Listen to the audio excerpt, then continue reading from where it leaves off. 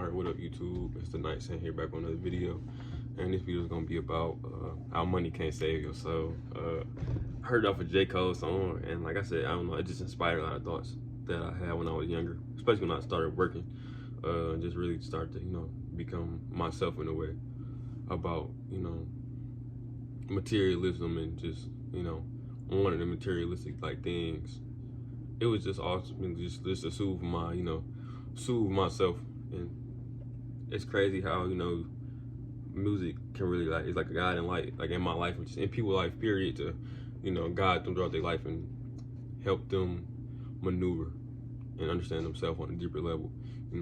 I think J. Cole is somebody, like I said, is like a soundtrack to my life in a lot of ways. Like I said, J. Cole isn't like anybody, super crazy. He's very like an average type of dude, and he speaks about like just regular life of like an average person, and it's very relatable, and it makes you not want to,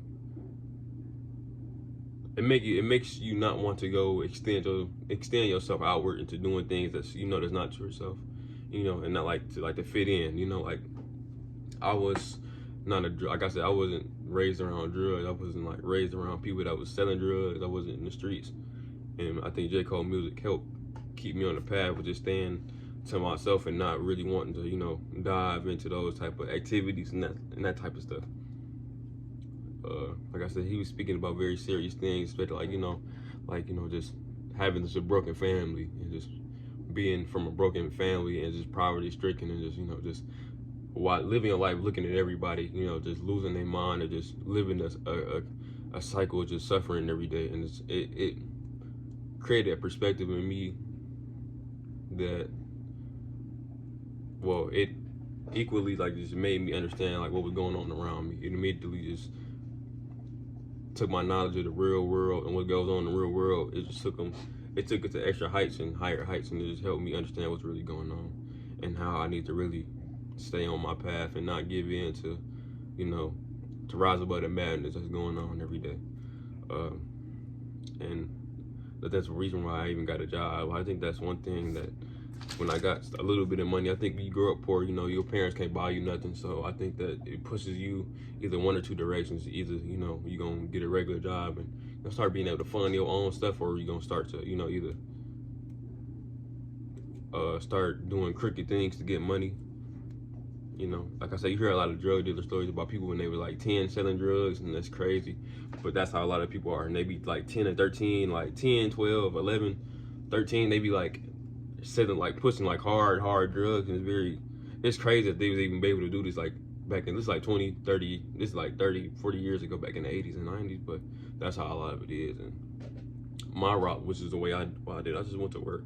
Like I said, all I seen around me was just my hardworking mother and like my grandfather on my mother's side, and it was just always, they went to work for their money, like I said. So whenever I've been trying to get jobs since I've been about 14, 13, probably even 12, I don't remember.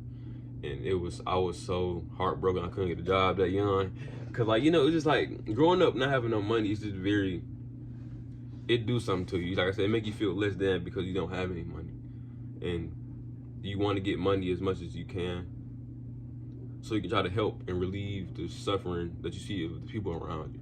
Like that's the only reason I would ever even get rich and just get successful in my life, is that I'm getting it because I just want to help people around me. It never was like, oh, like let's say if I was to become rich and lose all my money, I'll be okay. Like I said, I think I understand that money has no like true value, in the sense like you can't take it when you leave. It's like I said, money can't buy happiness in long-term type of ways. I think that money can buy happiness I think money can buy happiness long-term, but people don't think of it like that. They think of money as something like you can, they buy it for short-term uses, and, they get that little quick, dopamine release, but after that, it's back to normal. But like I said, if I'm getting money, I'm doing something so I can, for the long term, like I said, like probably just help my family out financially, like with a house, or just, just with school, and just helping them so they can sustain some type of lifestyle, with their own lifestyle. I think that's the only reason, that's the only way like money can really bring happiness. Like, you can help save people from suffering, especially if they want to help it, if they want to save themselves from suffering. But money can't buy happiness in any other way than that in my opinion. But yeah, so when I got a job, like I said, I was on top of the world when I had a job. Me start when you got young and you have responsibilities and you have, like I said, I was giving money to my mother and stuff like that. It's just like, it makes you, like I said, it made me depressed for a long time. Like, I'm like, dang, like, I think I remember crying when I was like, I started working at Burger King, cause that was like my actual first job. I'm like, dang, I'm really about to have to start, you know, adding into the household. Like, I got a responsibility to do when I was only 16, turning 17 at the time. So, and this is something that my siblings wasn't doing. Like I said, a lot of my siblings was just doing whatever they wanted to do. Like I said, they had their own lives. Like I said, it's understandable. But I was just, I don't know, from a young age, I always felt the burden of trying to help my family, and, you know. And of course, you know, the burden is never really, well, it's never really felt by everybody else. And like, you know, it's just ungrateful, you know, ungrateful people all around, but you know. And that's how I still think now. Like, I think that I can help my family. And I mean, that's why I am going to do whether they appreciate it or not, because that's just what I feel like I'm supposed to be doing. And that's what my heart, that's where my heart's desire is. Just because they don't support me don't mean they don't love me, you know. And it's a lot of things that go into it, but you know, people just, a lot of people can't see past themselves in their situations and their circumstances. So the people that tend to help is always the ones that's really, you know, at the bottom, but like, they always tend to get taken advantage of. You know, the people that want to help people are the ones, like I said, they don't have to help, they don't have to support, they don't have anything but themselves, and they the ones that get fucked in the end, you know. But it is what it is, you know.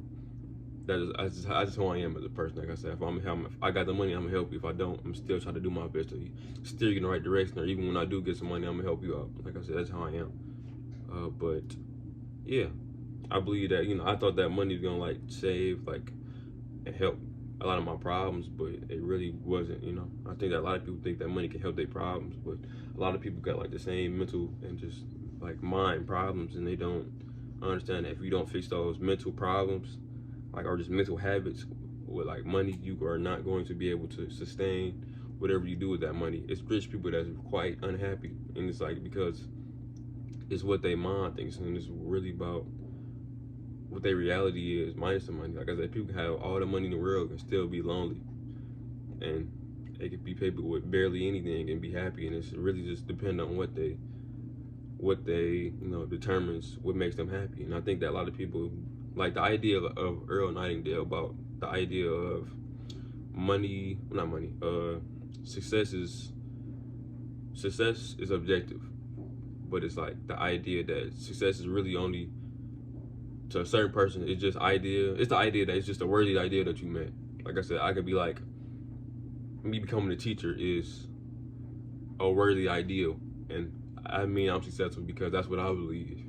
And I don't, no matter what nobody tells me, I'm successful because that's what I perceive as a worthy ideal, and that's what I did. So no matter what anybody says to me, I'm successful. Like I said, and I think that's a very good way to, if you want happiness in life, create worthy ideals that's not centered around materialistics, you know.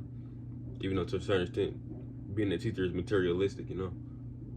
It's materialistic on like a 3D level, because, you know, I ain't trying to get like, you know, spiritual, but it's like it's a teacher. Like I said, at the end of the day, a lot of these things don't matter, all these terms don't matter, but that's very like an early idea. Just becoming a teacher that's worthy to somebody out there, and they may be the happiest person on the planet because that's what they do. That's what they like to teach. And in many ways, that's how I am. I think that a lot of my problems and a lot of my skills gonna come from me being able to speak clearly and concisely, and being able to speak more candidly, and just being able to communicate better. And I think that's what I'm like. After this, what this YouTube channel is for, to help me really improve with my communication and just with speaking things that, you know, that I learned, and also just things that just speaking from my own experience. So yeah, yeah. So if you like the video, like, comment, subscribe, and I will see y'all later. Thank you.